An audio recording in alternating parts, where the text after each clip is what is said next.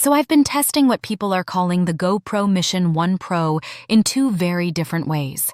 And honestly, the difference between standard mode and night mode is bigger than I expected. In daylight, standard mode is all about pure power. You're getting insane detail, up to 8K at 60 FPS, and it really leans into sharpness and fast motion. It's great for action, sports, anything bright and fast. But once the light drops, you start seeing noise and darker shadows lose detail. Now switch to night mode, and the camera completely changes its behavior. It drops down to 4K max, but that's intentional. It's giving each frame more time to gather light. The result? Way cleaner shadows, better exposure, and less grain overall.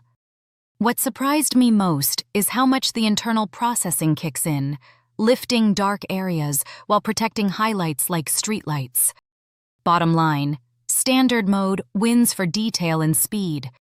Night mode wins for anything low light, no contest.